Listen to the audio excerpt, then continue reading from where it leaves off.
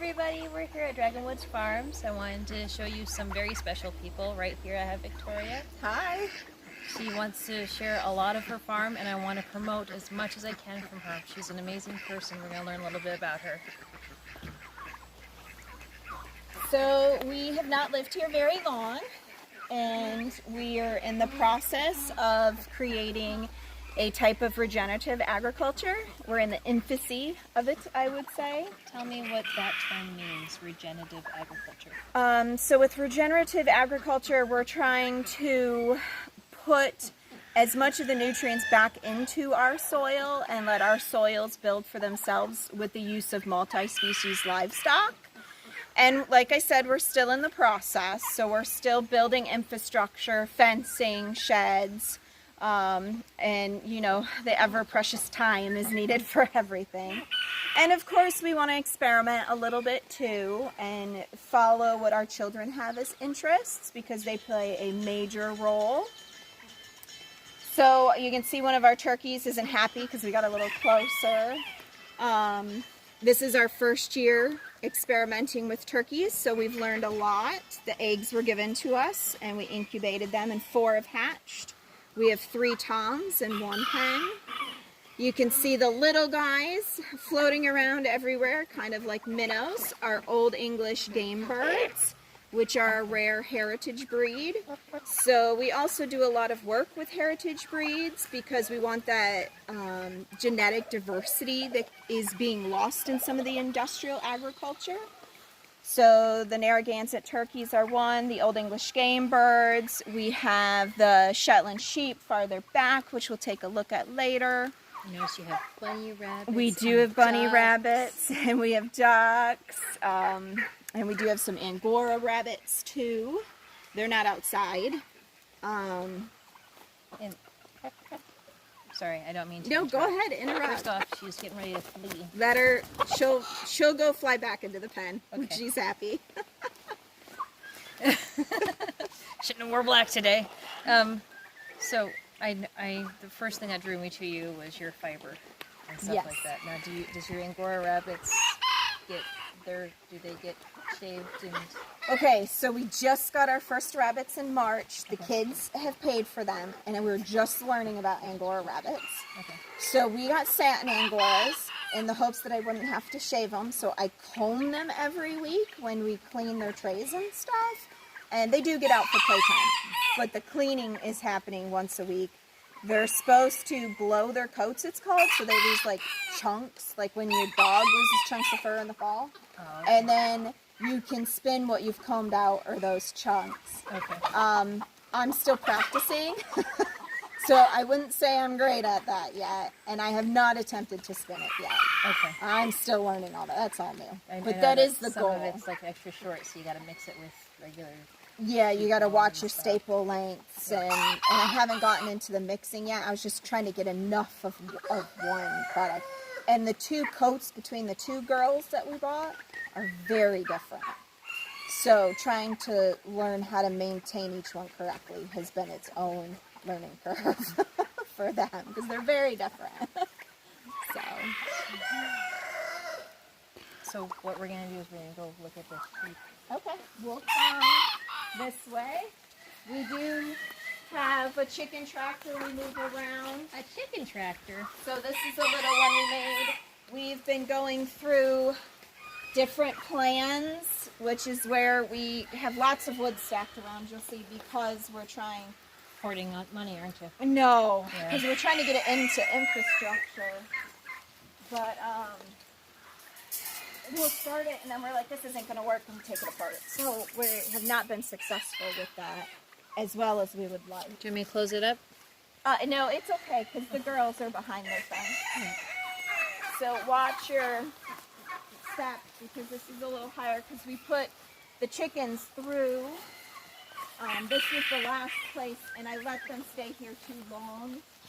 That's it, you know, true farming is, I got distracted, and so did the boys, and we didn't pay attention to how many days.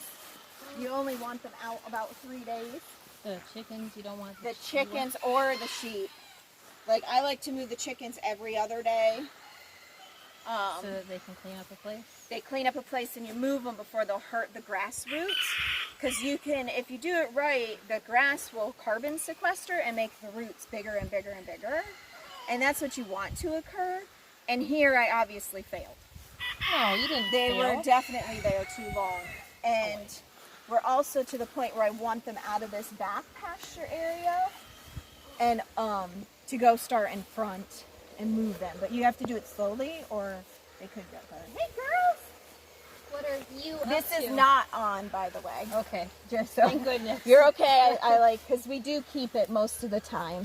But the way we have it set up, oh goodness, somebody laid an egg today back there Well, when the ducks came out. it's like Easter every day.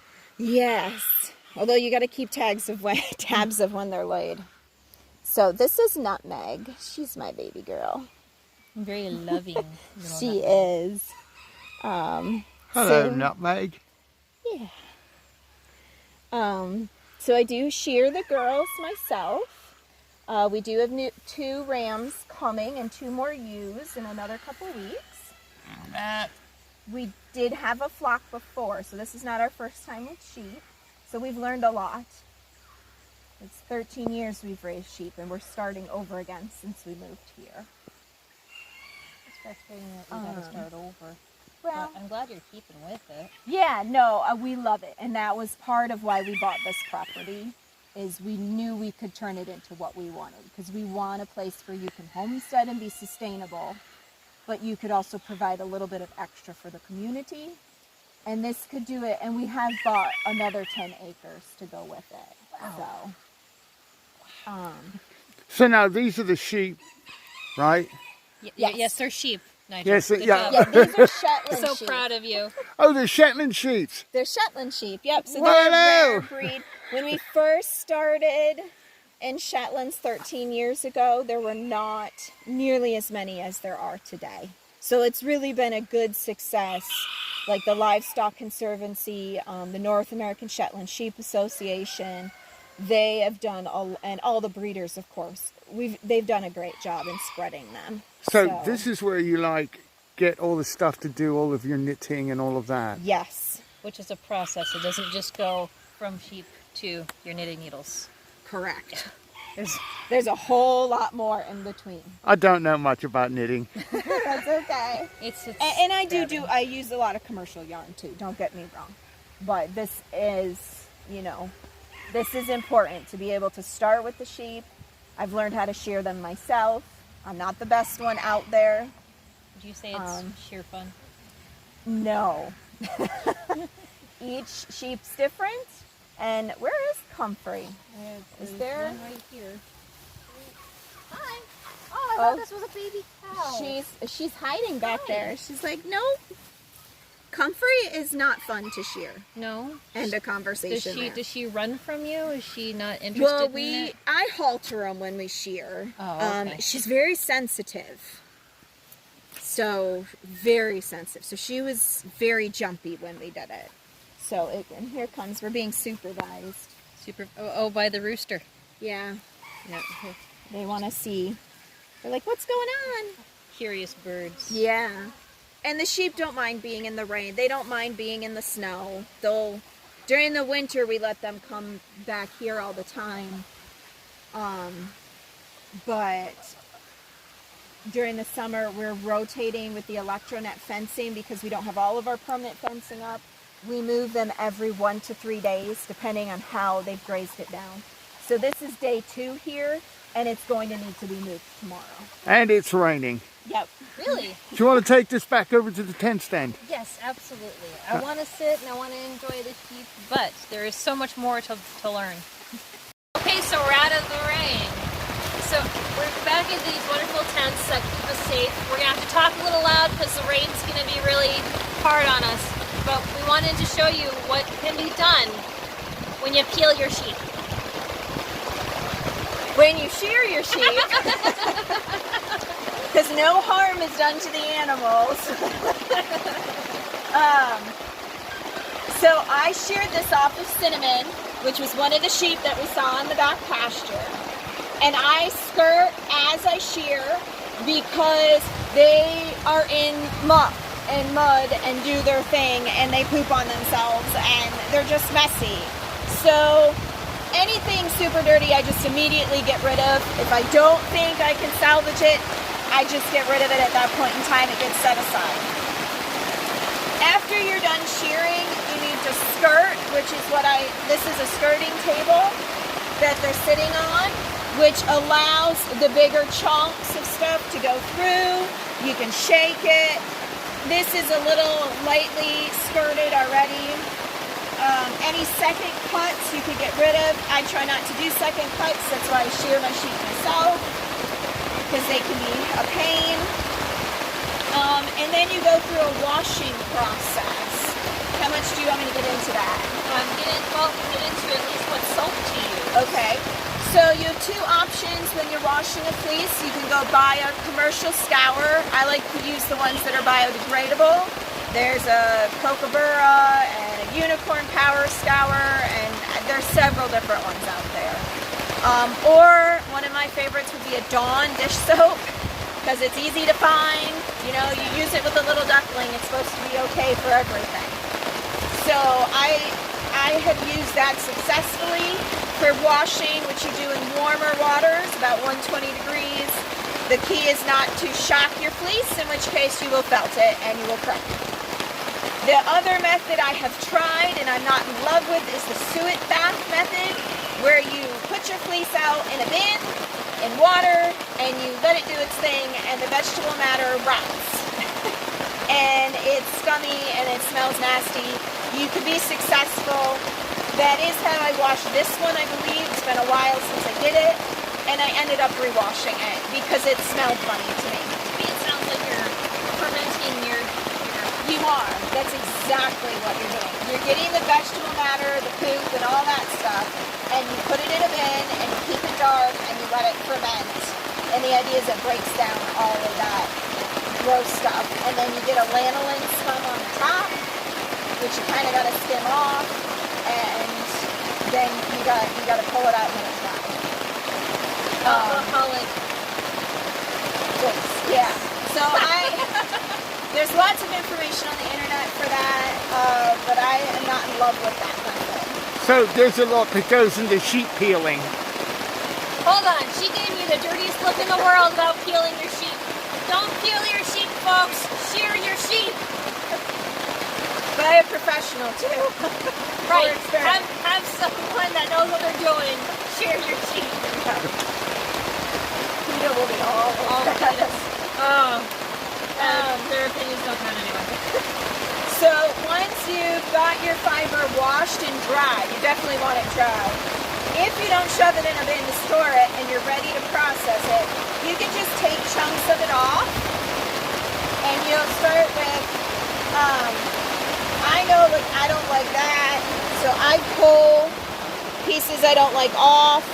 And in fact, when I pulled this fleece, I realized there's a break at the tips. You do not want that. And other than when you shear, you never cut wool. You always just pull. Because if you do cut it, you will lose some of the natural grab. Natural what? Grab. Like the scales will grab onto each other. Scales? Yes, so each hair follicle, just like us, has scales on it. We're all dragons, people. Do we want to hop under to the drum corner? Ready? Mark, get set. Go. Good job. Alright, so you can tease it apart like that. And there's some vegetable matter.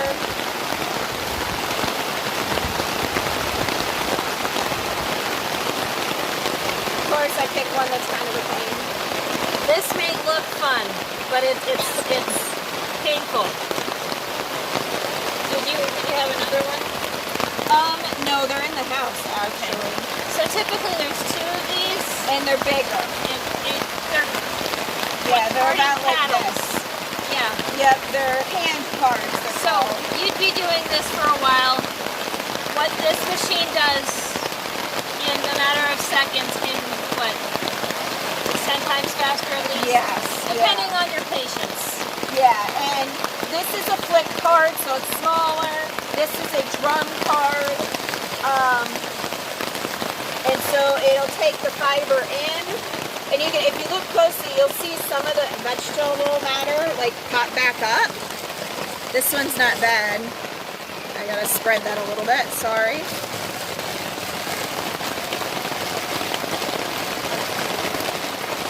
And I wasn't quite as careful, so I know I don't want that. And you would just keep doing that until this is mostly full. And then I take it off. Do you want me to show you? Yes. So you can see a partial. Take it off.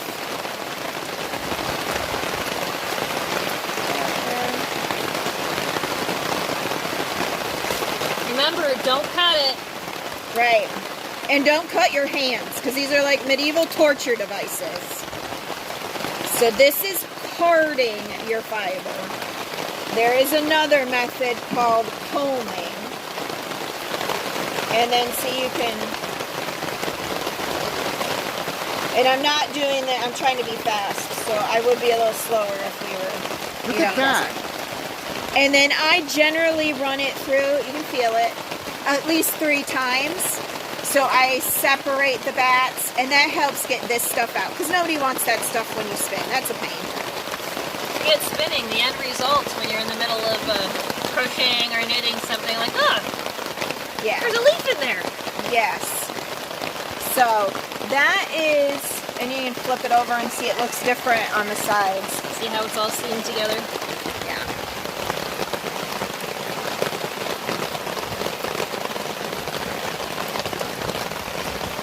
So you said that you do this about 3 times and then it's ready to be spun? And then I'll pull it off a slightly different way. I like dizzing it off the drum carder, so it makes it into like a pre-drafted roving that's nicer. Yeah. And then you can spin it. The other method, because not all fleeces are created equal. And when you actually look at a fleece, there's different parts to the fleece, have different quality fiber. So you might want to, like with a Shetland, separate out the different kinds of fiber, because your famous Shetland shawls are made from the neck fleece, which is a very different print than, say, a leg fleece, which would have your more durable sweaters that you would see on like your Aran fisherman sweaters, that type of idea. Because it's a coarser, or if it was really coarse, you turned it into rugs, because your floors are cold. Especially where it's snow, so it gets in. Your other option is combs. See, medieval torture devices. And for your curiosity, ouch, ouch, don't do it. So I know when I look at my fleeces whether it will process better with combs or with carding. So like this fleece right here, it just looks awful carded. So I've been combing this one, and you can see. And these darker fleeces, they always attract more vegetable matter, and it never comes out. But I love the colors. I love the options I have with Shetlands. So, and this is not attached, but you load it. Kind of give you an idea. Always clamp it down. And you completely load, and then you take the other one. Hold on. And remember, you're not cutting, you're just gently pulling.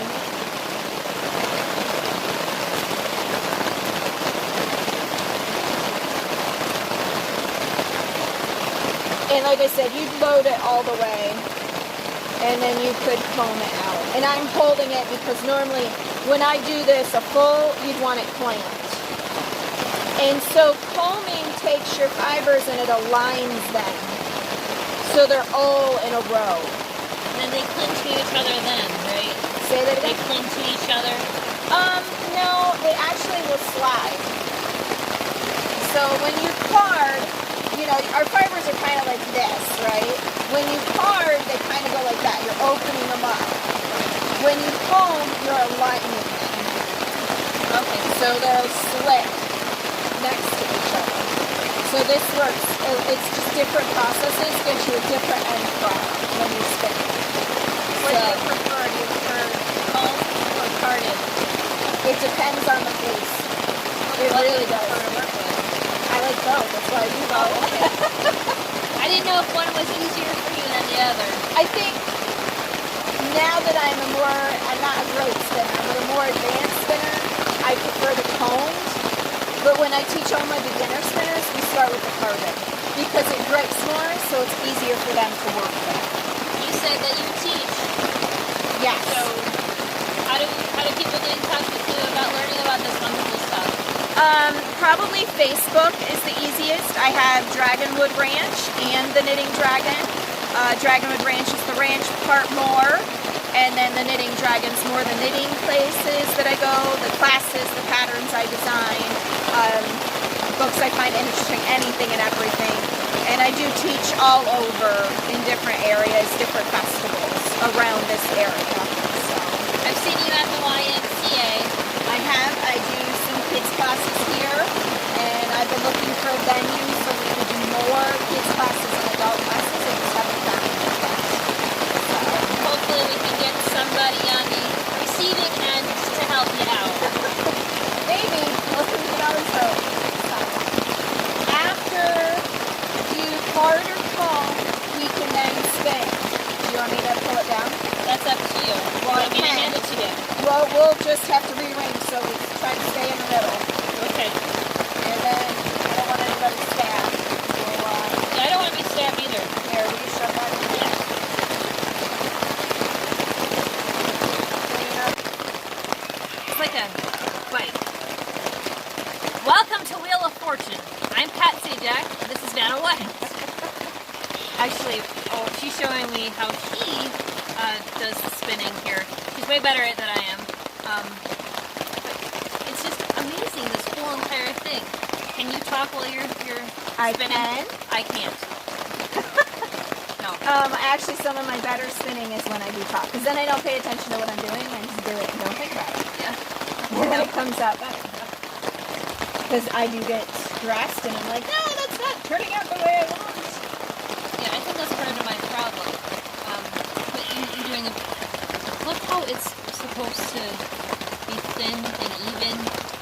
And this is the fiber we just processed, so it's not as clean and processed as I would, like if I'm selling fiber, I definitely process it more. So there's some slubs going on. And then this is just one type of spinning wheel. There are many types of wheels. If you're interested, you should try out some wheels. Find a friend. To you first. Not you as a person, not you as a sheep. Yes, I can generally lead you in the right directions. I mean, I seem to be an Ashford girl, so I have a lot of Ashford wheels. That's what this is. This is considered an Ashford traditional. I have a Traveler that's an Ashford and a Kiwi, which is my baby, my Kiwi. Now, look at that. A kiwi wheel. Yes, that's my favorite. It has a project on Look it, it up. which is why I didn't Okay. bring it out. See, more of that vegetable matter. Sheep keep eating. They keep getting in their piece. Questions. What other questions do you have? I have questions like, where did you, you're part of groups now, some sort of spinning groups. First, how did you get into this? What keeps you going? Okay. So, first got into it about 13 years ago. We bought our first 2 sheep at the Finger Lakes Fiber Festival. My husband had goats in college, and he wanted livestock again. I grew up on a farm, but it was a vineyard, and we had vegetables, and did that type of stuff, berries, things like that. And livestock was new to me, but we decided sheep, because I'd always been fascinated, but I didn't know what we were doing. We had no clue. None. And that was before the whole, like, hey, let's go YouTube it. Like, that stuff didn't exist when we started. People didn't have videos of this process and what to do. So we talked to a lot of people, a lot of trial and error, a lot of mistakes.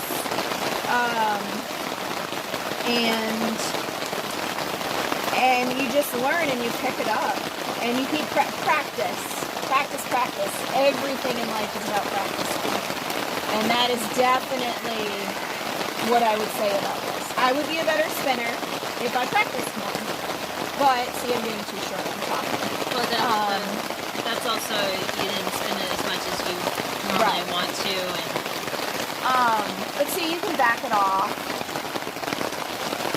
A lot of, like, with knitting, you can fix your mistakes. Weaving, you can fix your mistakes if you catch it fast enough. That's because all of this catches, right? It's a very forgiving art, as long as you forgive yourself. Yeah. And that's the key. Practice and just be patient with yourself. It's okay. And there'll be lots of projects that you'll do and you'll look at and be like, oh my goodness, I didn't do a very good job. But you had to start something. That's true, and you'll be surprised the stuff that you think is the most horrible looking things, or like, oh, why am I even selling this, or why am I even making this? You're going to find that one person that goes, oh, I love this. Yes. So don't be hard on what you do, because there's always going to be someone to love it. And it's more a passion. Do you love what you're doing? Do you enjoy it? Do you enjoy the process? Do you enjoy, I enjoy working with the sheep. My kids do a lot of the work with the sheep. When we moved back to this area, they were a part of what really determined that we got back into it. They wanted to do it. So you're creating a sustainable environment for your children. Yes. Which I can't think of anything more commendable. And you have to do what's best for the future if you've got children that you're worried about. And I mean, it could be your children or your friends' children or siblings' children. The community. It's the community. And because honestly, at some point in time, I'll be gone. And they'll be left with the pieces. What have you done? Did we make it worse or did we make it better? Did they learn enough? Yes. And isn't that always the question? What? Isn't that always the question? Did I learn enough? I think what's fascinating now is this is almost like early America, all right? It's almost like stepping back in time. Probably feels like home for you, huh, Nigel? Just a bit, yeah. Well, I was never a farm boy, but I mean, I've seen, this is just something else. It's like the days of the colonies. Well, and when I go to the farmers markets on Fridays, and I've got the booth where we sell the eggs and fiber, and the other canopy set up for spinners to come, and a lot of people stop and want to tell me the stories. I remember when my grandma did this, or I used to sit next to the fireplace with my grandma, and I used to have to hand card, which we've talked about is a lot of work, and then she would spin it, and they'll be like, she could always spin faster than I could card it for her. And yeah, I'm not probably faster than I could card, because they had to. All your clothing had to come from what you could make. And food and clothing, it takes an exorbitant amount of time to produce. And we do not respect that amount of time in our society. No, that's So, true. Is that where the saying, spinning a good yarn comes from? It is. Because you would tell stories around the fireplace while you were spinning. I'm so glad you know that, It because is. I'm that hurt. And I'm the actually, funny person, not you. if you read all of your fairy tales, they almost all have spinning in them. If you go back and read through the fairy tales, they all deal with spinning. Not just Sleeping Beauty. Almost all of your fairy tales. Because it was so important. So I think that's all we can spin for right now, folks. Thank you so much, Victoria, for letting us have some time with you. Absolutely. Spinning a good yarn. I'll see you later, kids.